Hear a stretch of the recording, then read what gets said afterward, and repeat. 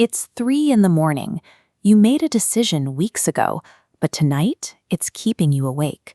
The usual autopilot fixes, working longer, trying harder, aren't doing a thing, and your mind is spinning in circles.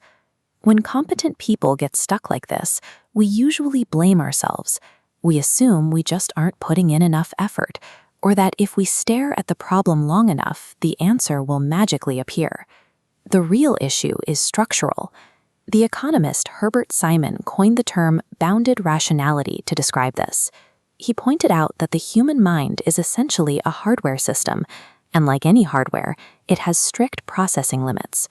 Your working memory is incredibly narrow. You can only hold a few items in your head before something falls out. During a crisis, information is always incomplete, and your brain quietly fills the gaps with untested assumptions. Under extreme time pressure, you experience a symptom Simon called satisficing. Your overloaded brain grabs the very first option that looks good enough, rather than taking the time to find the correct one. Pushing harder only asks the same overloaded hardware to carry more weight. To actually solve complex problems, you need to move the work out of your head and onto the page. You need a structural patch. This chart shows the 4 rules framework. It is an engineered external structure designed to bypass those biological limits. We often fail right at the start by perfectly solving the wrong problem. A marketing team might spend 4 months and a massive budget acquiring new clients, only to watch revenue continue to drop because the real issue was existing customers leaving. That brings us to Rule 1, make explicit. By forcing a vague problem out of your head and writing it down, you expose your invisible, untested assumptions to daylight so others can actually examine them. Sometimes you write down a problem like fix company culture and immediately freeze. This is the complexity trap. The issue is so massive that there is no obvious place to begin. The fix is Rule 2, decompose. You divide and conquer. You recursively split the large problem into smaller and smaller pieces until each part is small enough to manage cleanly. To do this correctly, use the MECE standard, mutually exclusive and collectively exhaustive. This means you make strict cuts so there is no overlap between the pieces and absolutely no hidden gaps left behind. Through making things explicit and then decomposing them, an overwhelming invisible threat turns into a tangible inventory you can actually work through. Once you have your parts, another illusion takes over, the efficiency trap. We convince ourselves that spreading our effort evenly across every single piece is a productive strategy.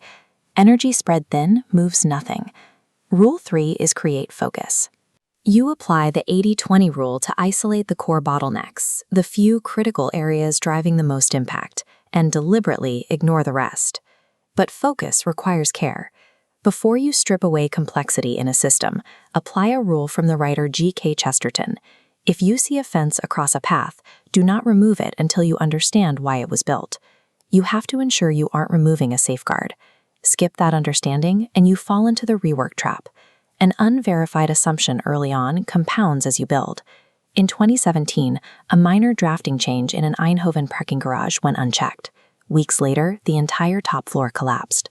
To prevent this, use Rule 4, evaluate. You install quality gates between your stages. These are strict checkpoints where you test your plans and assumptions against reality before moving forward. A ruthless focus on the right variables, paired with these stage gate evaluations, guarantees that you maintain forward momentum without risking an expensive collapse down the line.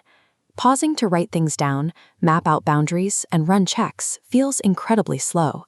When a deadline is looming, leaning on instinct feels much faster than following a structured process. This is the paradox of speed. Acting immediately on gut instinct gets you moving right away, but it almost always leads to massive time penalties later when you have to rebuild a flawed solution from scratch. Taking the time to structure your approach wins out. Getting the analysis right at the start prevents weeks of undoing your own work downstream. These 4 steps form a continuous diagnostic loop. With every pass, a sharper description leads to a better breakdown, which tightens your focus and clarifies what needs testing. When your mental autopilot fails and you find yourself staring at the ceiling in the middle of the night, trying harder won't help. Shifting the load to a reliable structure is the only true shortcut to the answer.